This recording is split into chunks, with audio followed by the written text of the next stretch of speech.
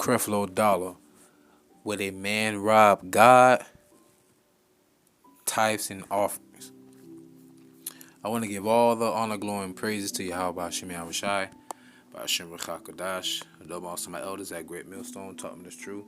Singing honors to the elect, peace and blessings to the 1/3, and confusion the faces in the four corners of the earth. Shalom, shalom. Pastor Creflo Dollar admits he misled congregants about tithing.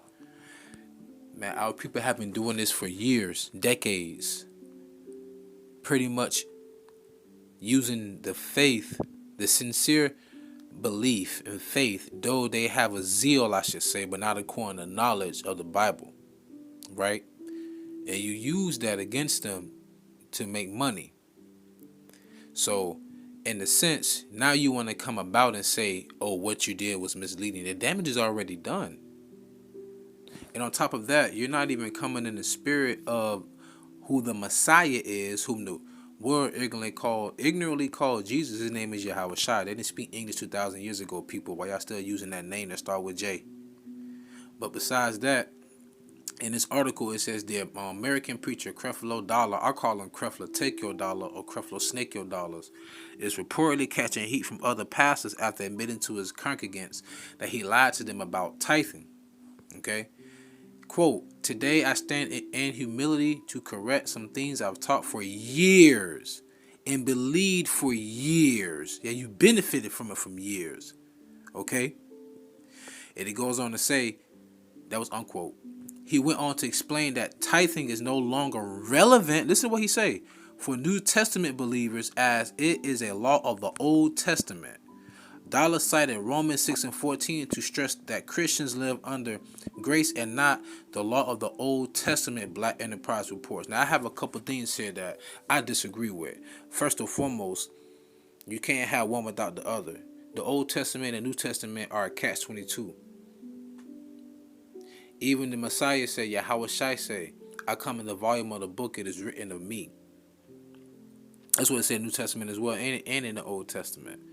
Did not he say that not one jot or one tittle of the law shall not go undone? All things must be fulfilled in the scriptures. What did Paul say in Romans the 7th chapter, the 1st verse? He said, I speak to them that know the law.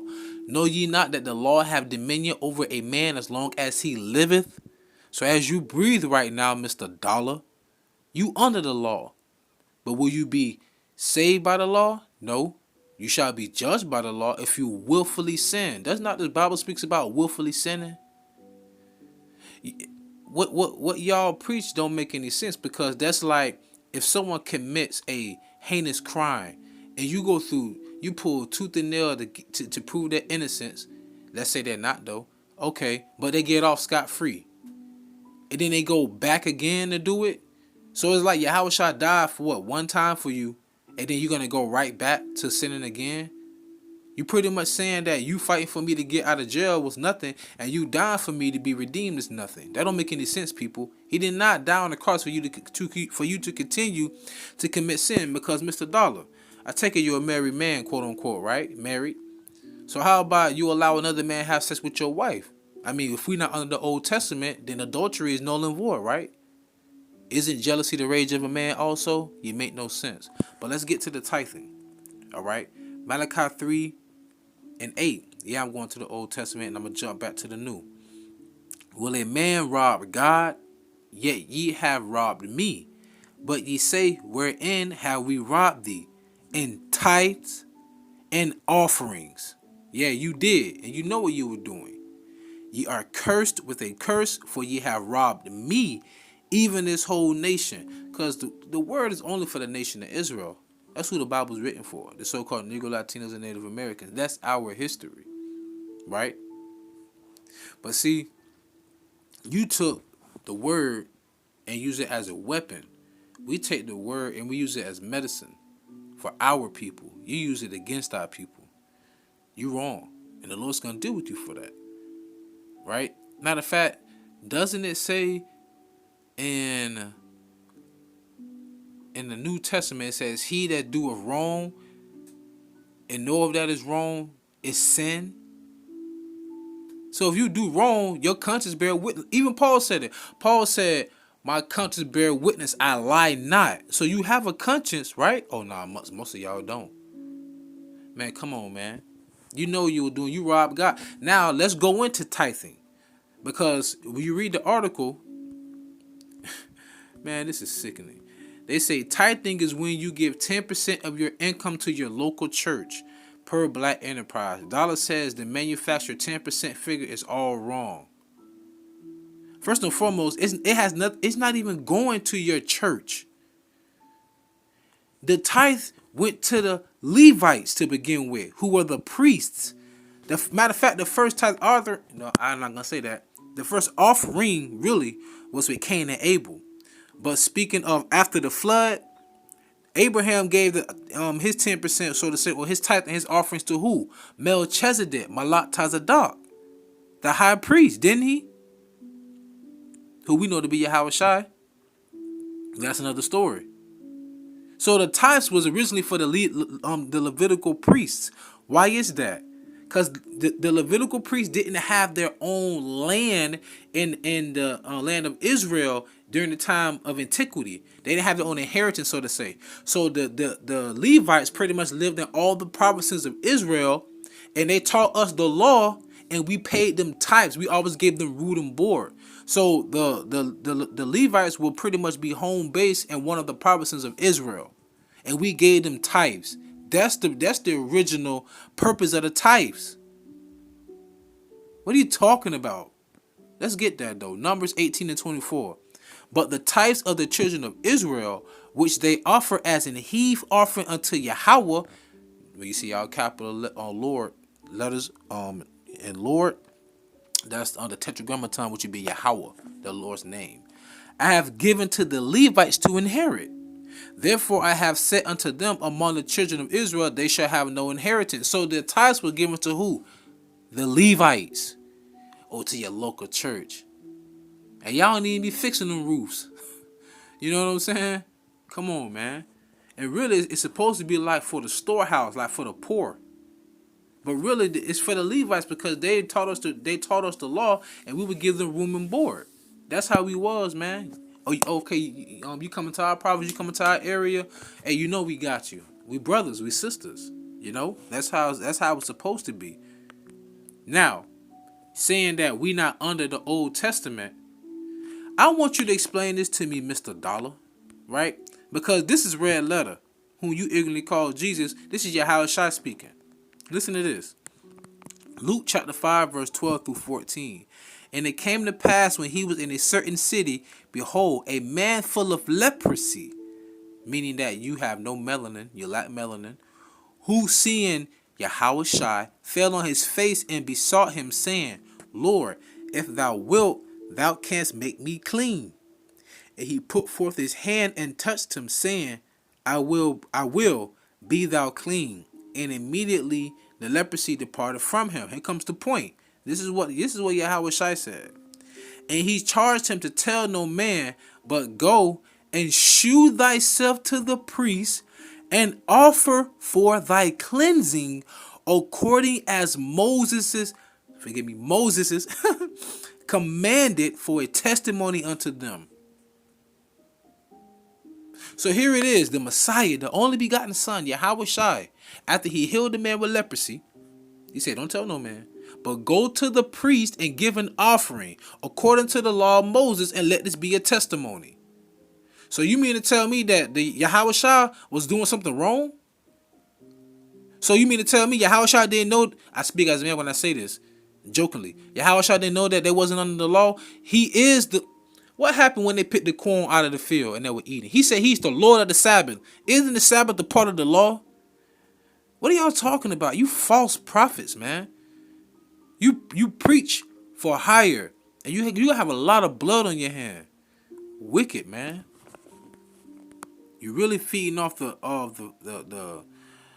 docile, gullible minds of our people. Micah 3 and 8 through 11.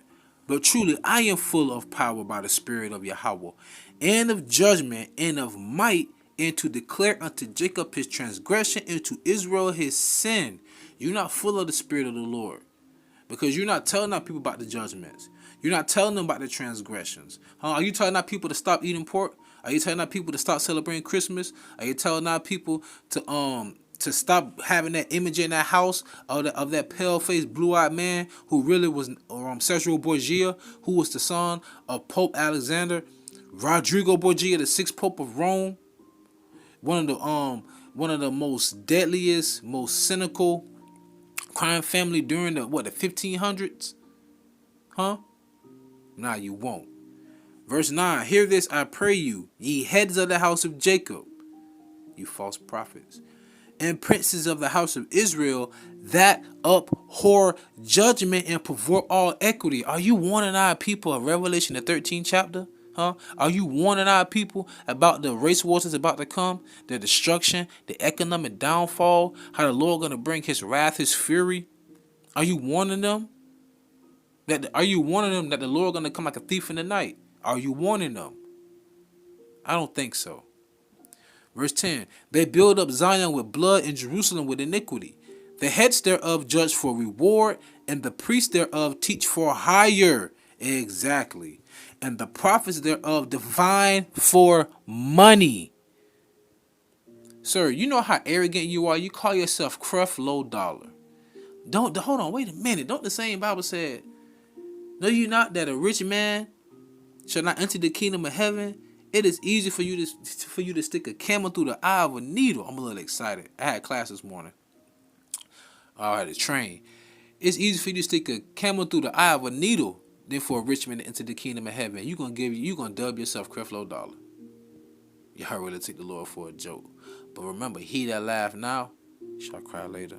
So we, the elect, are crying aloud, sparing not, lifting up our voice like a trumpet, and declaring to our people, Jacob, their transgressions.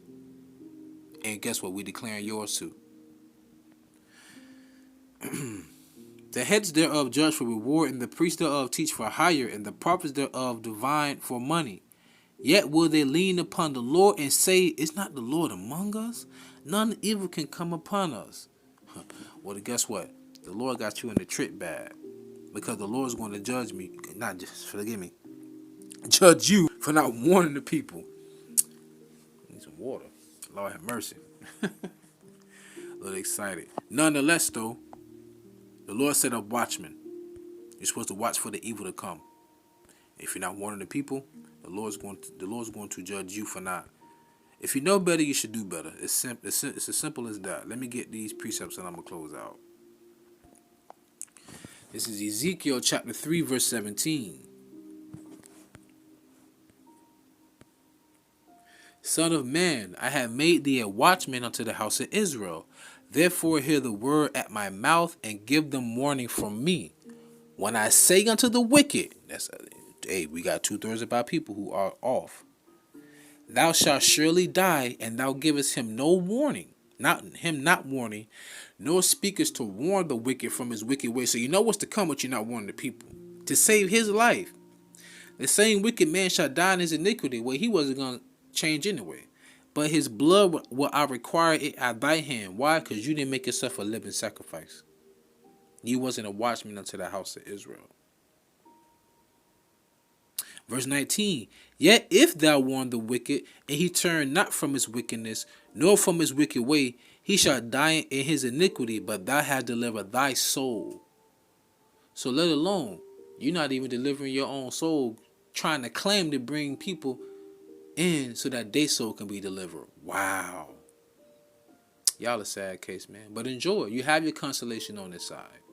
Our treasures are in the heavens, where you can have these treasures on earth where moth and eat it and man can take it from you. But one thing that y'all can't take from the elect, that's our faith. So with that being said, I pray y'all edified and fed. Stay in the spirit. Don't fear it. Just endure it. Ask for forgiveness. Pray without ceasing. Stay humble. Remain diligent. YAHAWASHI. Shalom.